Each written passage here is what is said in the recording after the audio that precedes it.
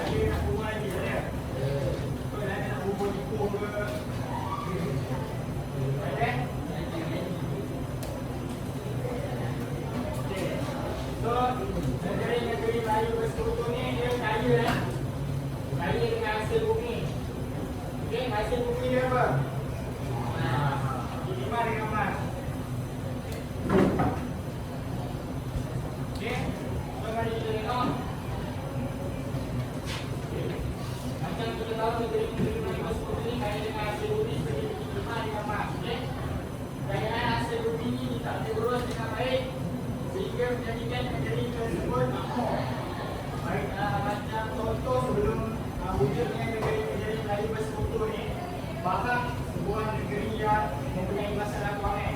Okay? So bila dia bergabung menjadi negeri Melayu bersekutu, yang baik yang dapat membantu faham dalam mentadbir urusan wang negara. Faham tak? Faham kan? So, kekayaan dan kemakmuran ini telah menarik minat kuasa Aceh Belanda dengan British untuk menguasai negeri tersebut. Okay, so tahu sebab apa kuasa luar nak menguasai negeri kita, sebab kita mempunyai hasil bumi yang banyak. Okay, so kekayaan timah ni bukan benda yang baru, benda yang lama, sejak dari zaman kesultanan Melayu Melaka. Okay, para pedagang dari seluruh alam Melayu ini datang ke pelabuhan Melaka untuk mendapatkan biji timah. Okay, di pada awal abad lah, abad ke-15 dan ke-16. Okay, nampak tak? Nampak? Nampak nak suruh baca?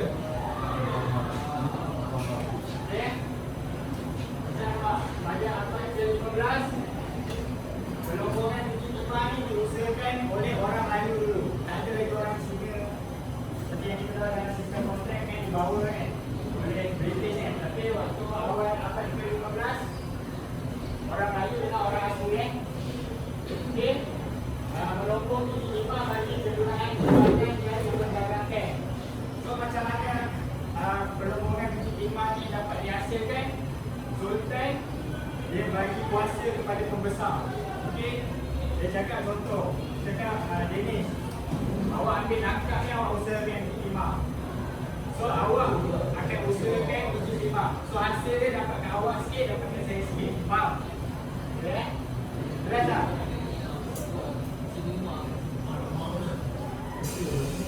Okay?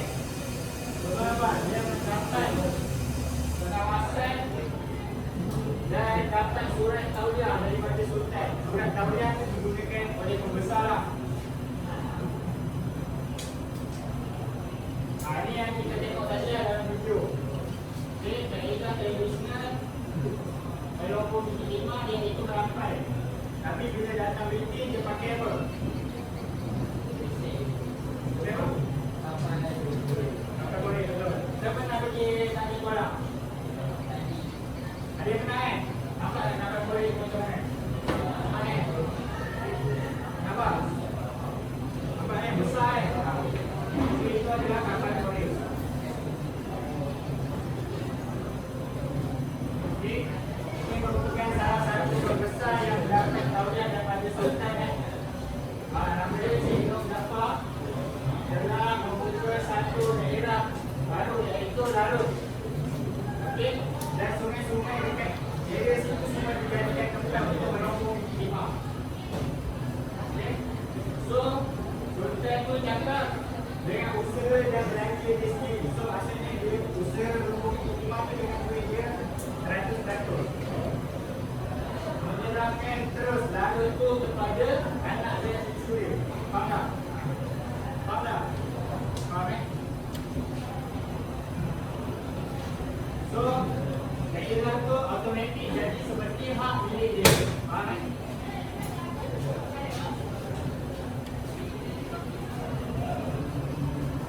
Okay, kita tengok pada abad ke-16 dan ke-17.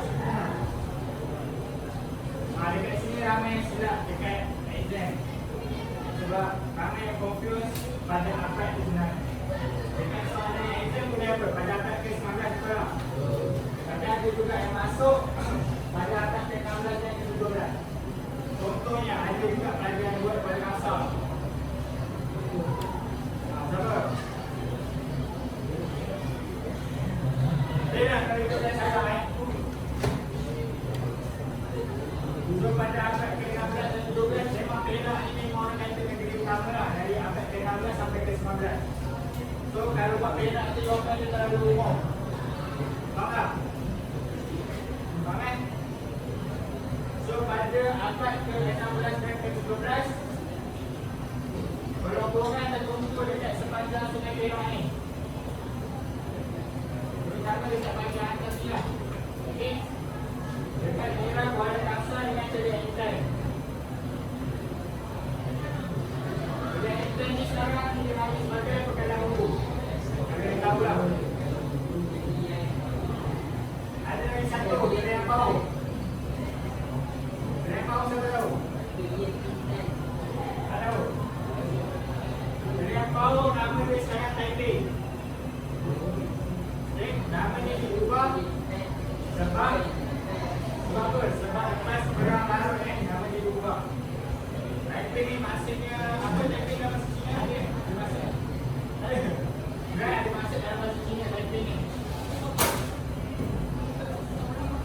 Okey, pada tahun 1616 pun Bukit Timah mula dirombong dekat Manjung dan Beras.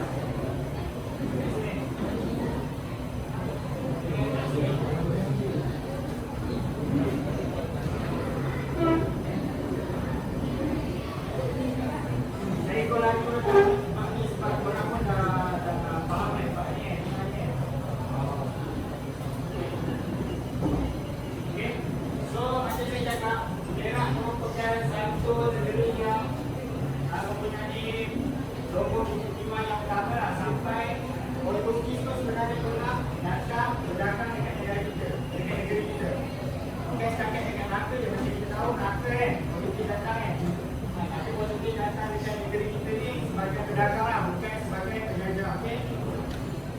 Dan kekayaan dan kemakmuran Perak ini menyebabkan Aceh dekat Indo tu letakkan Perak sebagai negeri naungan dia. Faham tak? Negeri naungan dia apa? Negeri perlindungan dia. Faham tak?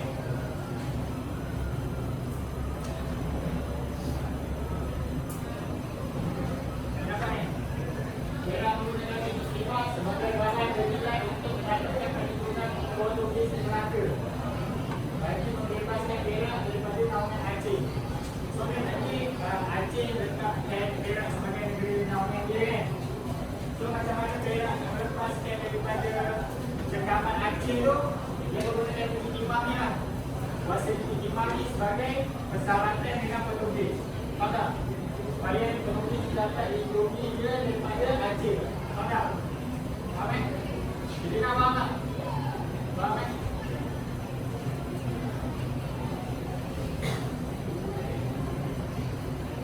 Ni dekat Pulau Bangkok. Siapa nak pergi Pulau Bangkok? Ni nampak ni Kota Belanda. Okey. So Kota Belanda ni merupakan apa?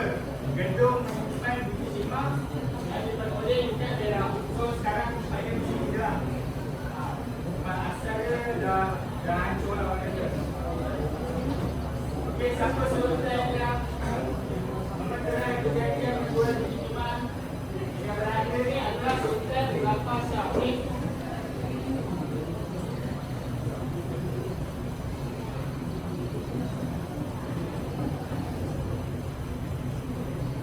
Tapi pada akhir abad ke-18, pengeluaran Bukit Timah dekat Perak merosot akibat aktiviti penyelundupan Bukit Timah kepada pedagang British di Pulau Pinang dari Sungai Kurau. Jadi Sungai Kurau ni dekat Taiping lah. So zaman dulu pun ada penyelundupan Bukit Timah ni. Okey, selain dekat Perak, dekat Selangor juga mempunyai Bukit Timah yang banyak. Kekayaan negeri-negeri Melayu pada abad ke-18 diakui sendiri oleh Francis Wright. Okey. So Francis Wright ni dia memperlihatkan bahawa Perak menghasilkan 5,000 ekor Bukit Timah setiap tahun dan mempunyai kontrak perjalanan dengan Belanda di Melaka. Kita sikit. Okey, ini yang paling penting lah pada abad ke-19. Ini sepatutnya jawapan yang korang kena letak. Bukan Perak, bukan Selangor, bukan Batu Pahat Negeri Sembilan. Ada juga Batu Pahat Negeri Sembilan.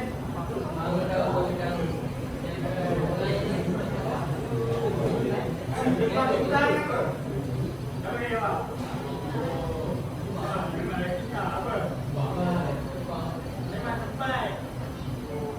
Apa? Daerah Pakistan ni ada di kawasan apa? Tak tahu. Saya apa dia? Ipoh. Okey. Satu raja. Okey, apa?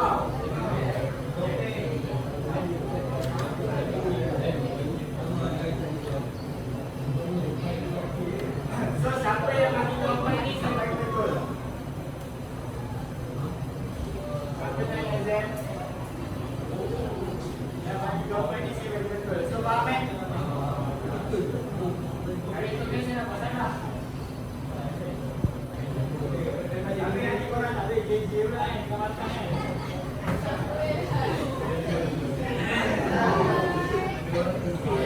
Bukan korang lah kelas-kelas lain. Tapi sama pakai aspek dia sejuk lah.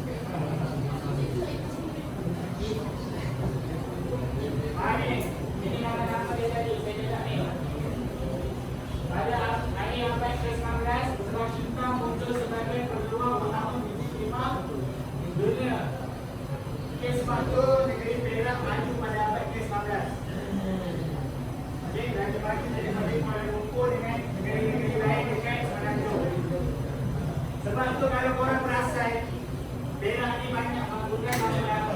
Faham tak?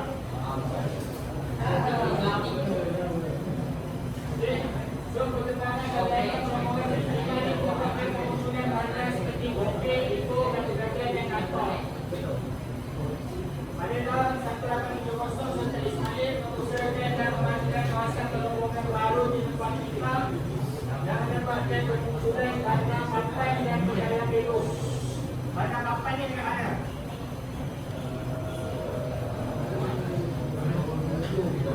Saya rasa saya banyak belakang.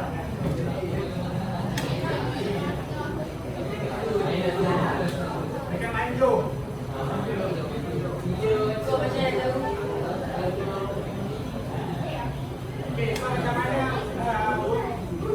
macam mana dalam Jawa ni boleh sejak biji timah dekat Darul? Siapa tahu? Darul ni sebenarnya nama kakak dia lah, si Darul. Si Darul ni pernah hilang. So bila dia datang balik, nampak kesan lumpur dekat kaki si Darul tu. Dan ada kesan biji timah. So menyedari kepentingan hasil bumi tersebut, Dom Jaafar ni pergi balik jejak tapak gajah tu dan akhirnya jumpa dekat kawasan Arab tu lah, kawasan Bukit Timah. So disebabkan itu dia membangunkan kawasan Bukit Timah dekat situ mana. Okay. So Bukit Timah dekat Selangor kenali dekat juga Kuala Lumpur dengan betul. Ada yang buat Kuala Lumpur ni bagi betul. Dia pada sekarang ni buat Kuala Lumpur tapi saya tak faham ada yang tak buat. Ada yang sanggup merugikan markah.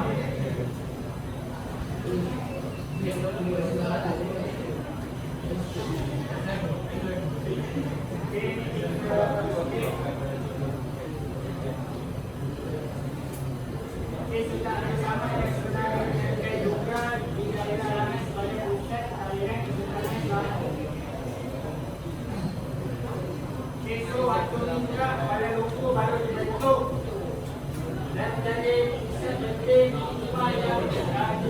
sekarang orang. Jadi pada sungai ini kan pertemuan di antara sungai Geram dengan sungai Lumpur sebagai upaya untuk mengatur imam. Daerah tersebut mendorong ramai orang lain dengan sehingga mendirikan tempatnya dekat situ dan membentuk bandar Kuala Lumpur. Okey, Lumpur pun sama Terusnya Lumpur diserahkan kepada China dengan ujung pada tahun 1860. Persatuan Lumpur pun tengok terus ujung Okey, yang ini seterusnya berkaitan hasil emas dekat Pahang. Tapi yang buat dekat lima buat Pahang tu dia buat salah. Sebab salah fakta. Okay. Pahang bukan lima ya. Lima dia emas Pahang.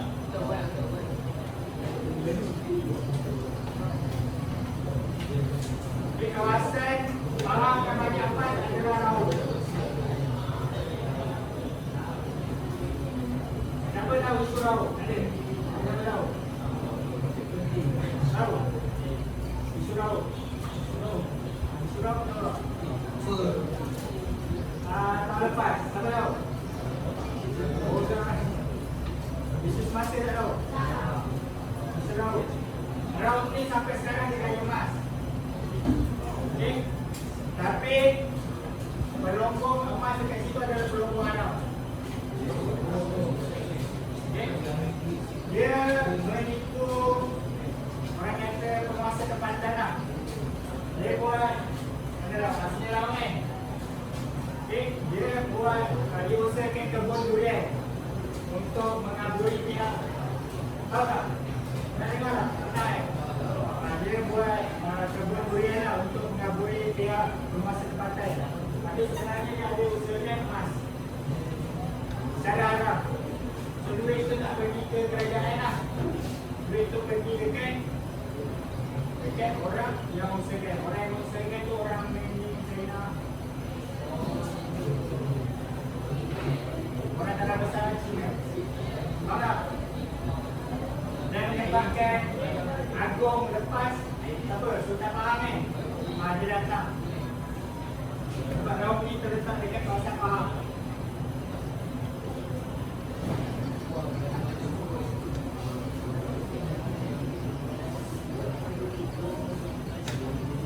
So inilah kegiatan rombongan emas. Kita tengok pada abad ke-16, 17. Kami berkatakan di mana ni orang Melayu, orang asli, orang Minangkabau. Okey, pada abad ke-18 baru ada kehadiran orang Cina dari kerajaan Perak dengan Negeri Sembilan. Okey, pada abad ke-19 Sultan Ahmad memberi konsesi kepada orang Eropah untuk memajukan kegiatan rombongan di Pahang. Rombong Eropah menggunakan kaedah rombong bukan dengan rombong bawah tanah. Okey, so itu saja untuk topik kita pada hari ini.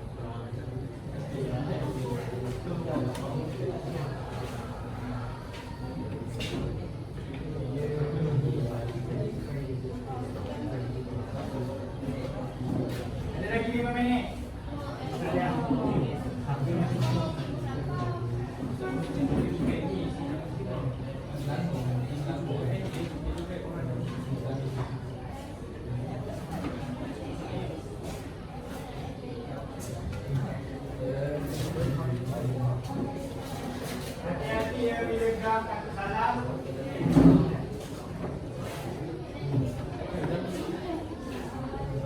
Hati-hati yang pegang kartu salam.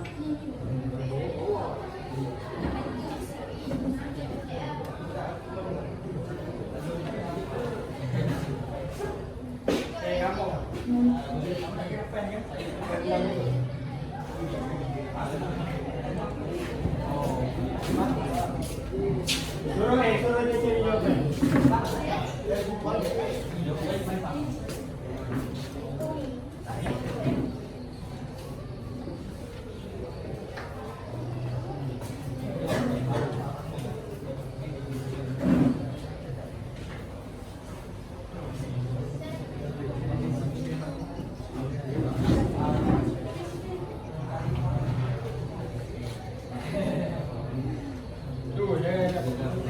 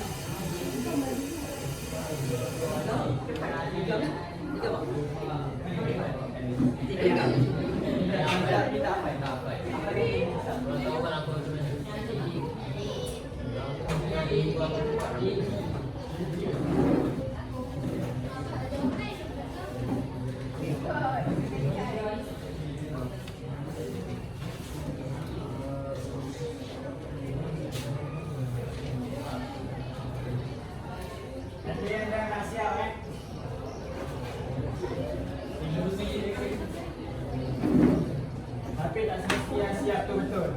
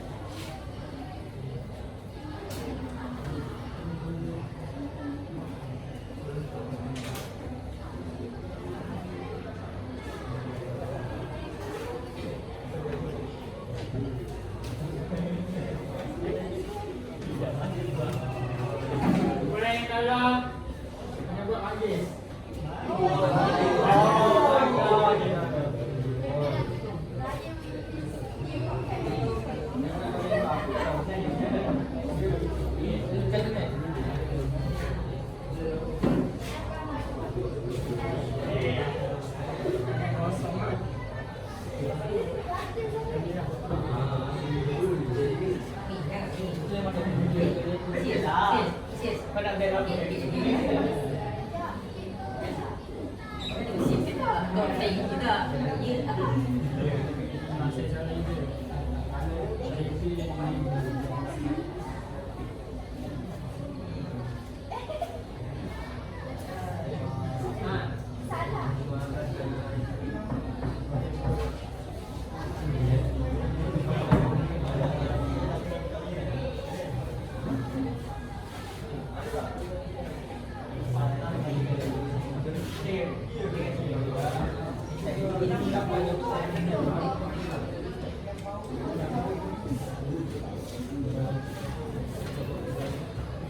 kalau itu menit lagi 10 menit lagi 10 menit lagi 10 menit lagi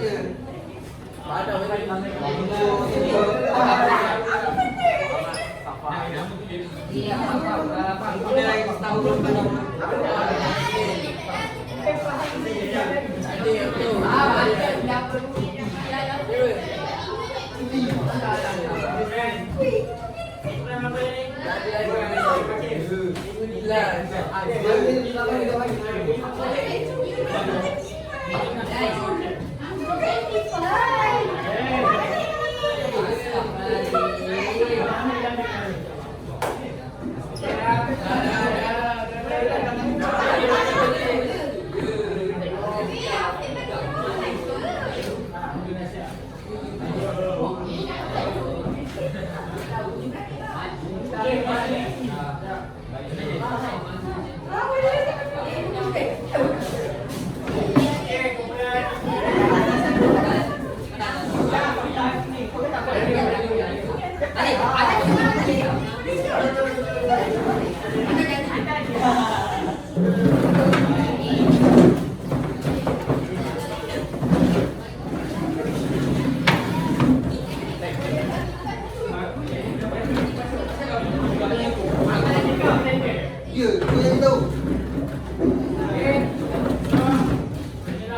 dia dah siap. Boleh senang dia. Bawah turun ni cepat. Okey, so kita tengok. Okey, jawapan yang pertama kepentingan sungai ini adalah menggunakan berbesar memungut cukai. Jawapan Nabi Ismail adalah yang muda. Lokasi pusat pentadbiran adalah Kuala Lumpur, betul tak? Okey, yang tak siap boleh tengok kan? Siap. Dah tengok. Tengok muka-muka kawan yang siap kan? Dah siap lah. Okey. Kemudian faedah pembentukan adalah menyeragapkan pentadbiran. Rumah api adalah di Negeri Sembilan. Okey.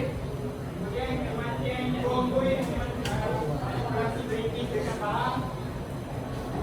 Nama Taipei adalah Jaya Mau. Fungsi Kedua Raja Dua adalah pusat pengumpulan imam. Ada salah. Suara Persekutuan pada tahun 1909. Tujuan pembentukan perubahan telah mendapat sokongan Raja-Raja Melayu dengan presiden yang adalah Negara Dubai. Okey. Betul. Betul. So, kita bagi dulu guys.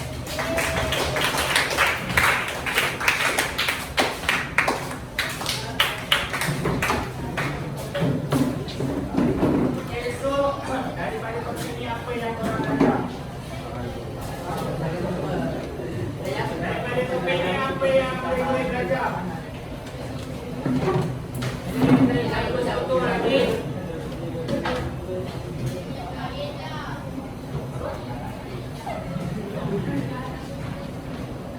Baiklah pembentukan negeri-negeri yang sekutu lagi. Okey.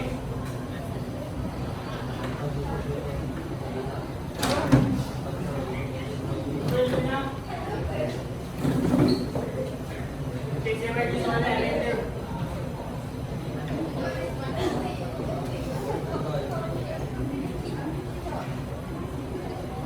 Perang dalam antara siapa? Medina.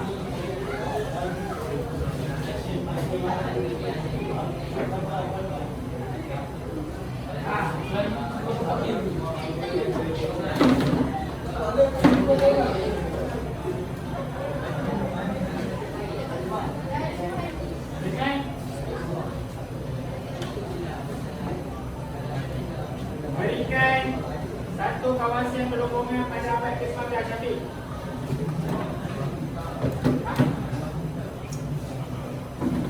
So, ramai topik ni kalau masuk lagi exam pada tahun SPM nanti ke baru boleh jawab ni. Boleh? Boleh kan? Boleh. Okay, saya rasa setakat kita bermasa sekarang. Ini paling ni. Saya nak ambil ni. Ini okay.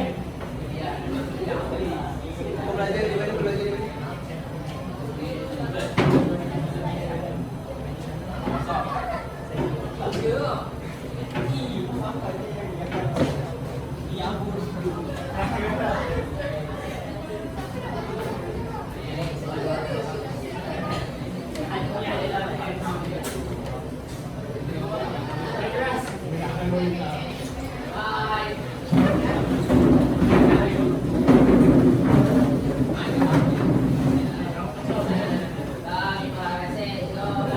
Terima kasih.